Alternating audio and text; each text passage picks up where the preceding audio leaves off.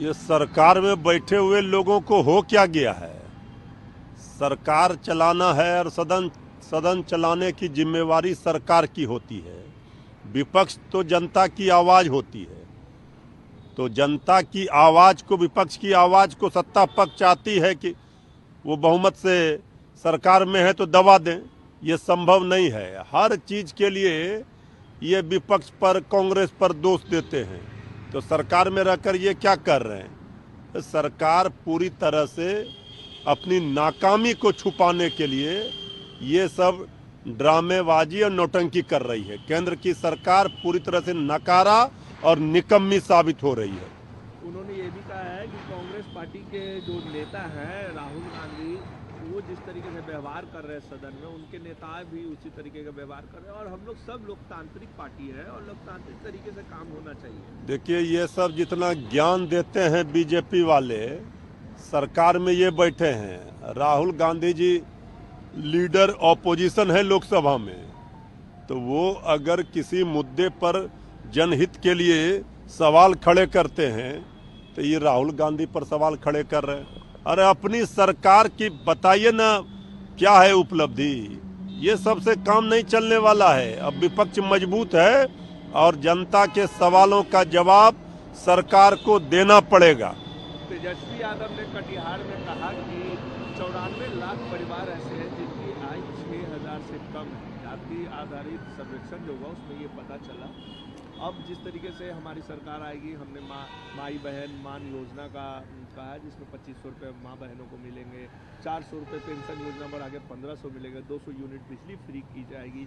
लेकिन अब आपके जो विरोधी है वो कह रहे हैं कि पहले सरकार में आ जाए। सरकार में तो आएंगे नहीं, खोखले दावे हैं उनके, और जो हकीकत है वो झारखंड में पता चल रहा है योजना। देखिए, सरकार में कौन आएंगे कौन नहीं आएंगे ये तो जनता तय करेगी। तेजस्वी यादव जी तो अपनी बनने वाली सरकार के लिए जनता के सामने ब्लूप्रिंट अपना रख रहे हैं, अपनी योजना बता रहे हैं कि हम क्या करेंगे।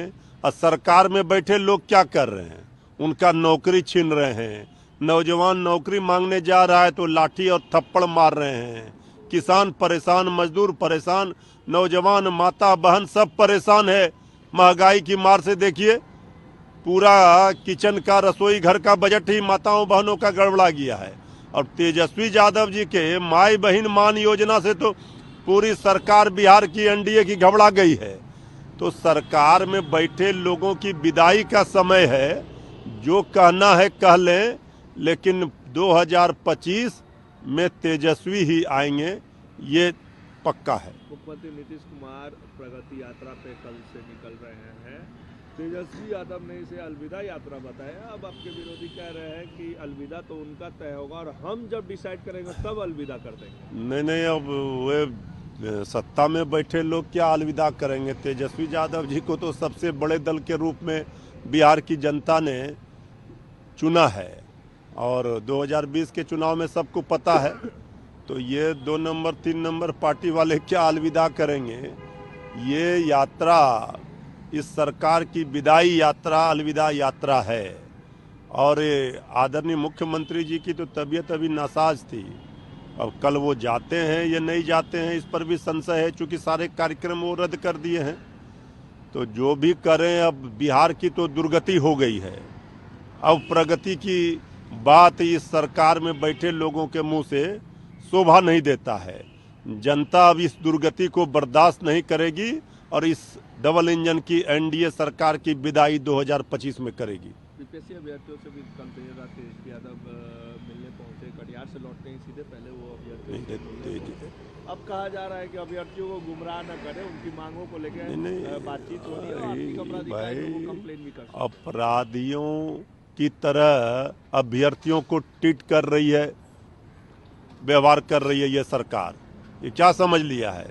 तेजस्वी यादव जी ने जब वीडियो कॉल से बात की थी तो सब लोगों की मांग थी कि वो आए उनके बीच। तेजस्वी जी ने कार्यकर्ता संवाद दर्शन यात्रा के बीच में कटिहार से आए उनसे मिलने के लिए, मिलकर फिर गए भागलपुर।